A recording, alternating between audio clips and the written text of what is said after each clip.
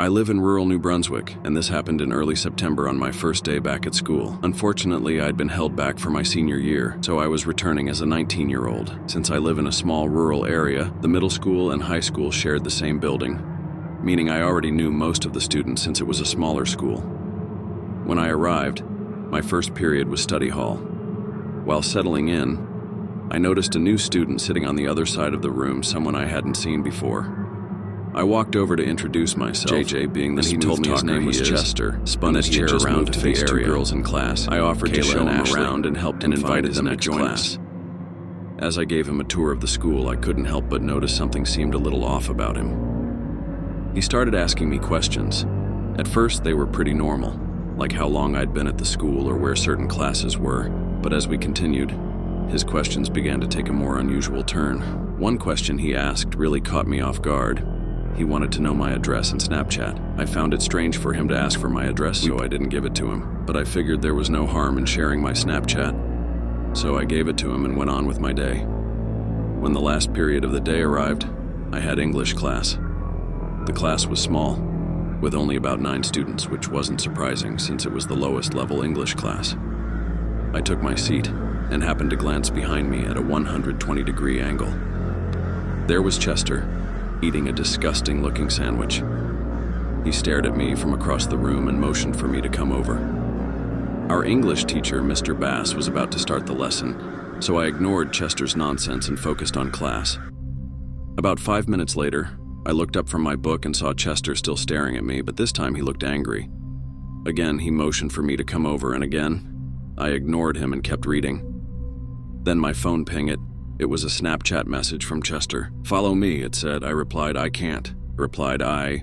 In the middle of class, I noticed Chester stand up and ask Mr. Bass if he could go to the bathroom. He left the room, and I couldn't shake my curiosity about why he wanted me to follow him. About 5 minutes later, I asked Mr. Bass if I could go to the bathroom, and I jumped up and ran into the woods, then headed into the hallway, leaving them alone in the dark. I didn't know where Chester had gone, so I checked each corridor until I spotted him walking slowly about 50 feet ahead of me. Keeping my distance so he wouldn't notice, I followed him as he turned down an unused hallway in the school, an area mainly for storage, bathrooms, and offices. Eventually, I saw him open a door and slip inside, closing it behind him. I walked up to the door and realized it led to the school's basement. There was no way I was going down there, so I returned to class as casually as I could. When I got back, my phone buzzed with a Snapchat notification. Chester had messaged me asking, "Why didn't you enter the basement?"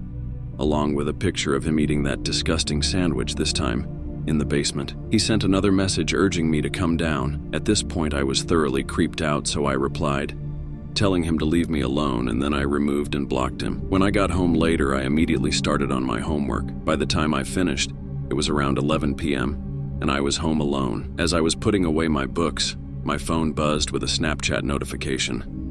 Someone had added me as a friend. The account name was, "Why didn't you enter the basement?" I knew it was Chester, so I blocked it. Moments later, I received another friend request, this time from an account called "Why'd You Block Me?" I blocked that one too, but another came almost immediately with the name "I Know Where You Live," followed by a message, "I'm right outside your house." Right then, I heard the sound of a window breaking downstairs. Panicking, I called the police and explained what was happening. The operator told me to find a safe place to hide and lock the door. I hung up and quickly slipped into the hallway closet, trying to stay quiet. I soon heard footsteps moving from downstairs to upstairs. Through a crack in the closet door, I saw Chester standing at the end of the hallway in the dark. At first, he didn't seem to notice me, but then he turned his head and stared directly at the closet.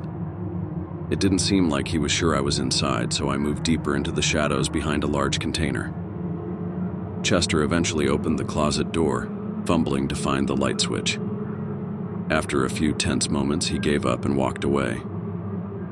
I stayed hidden as I listened to his footsteps fade back down the stairs. Moments later, the police arrived and knocked on the door. I quickly let them in and explained everything that had happened. But by the time they got there, Chester was gone. There was no sign of him on my property. They discovered he had escaped through a basement window. I gave the police the Snapchat accounts he had used, and they promised to do their best to trace them. The next day at school, I went straight to the principal's office to report Chester. What he told me gave me chills. There was no student named Chester in the entire school. There were no records of him ever being enrolled. When the school checked the security footage, they found that he had sneaked in through a back entrance and blended in with the other students. I never saw Chester again at school, and I never heard back from the police about him. To this day, I can't stop thinking about why he wanted me to go into the school basement. All I know is that he was probably the most dangerous person I've ever encountered, and I have no idea what his true intentions were.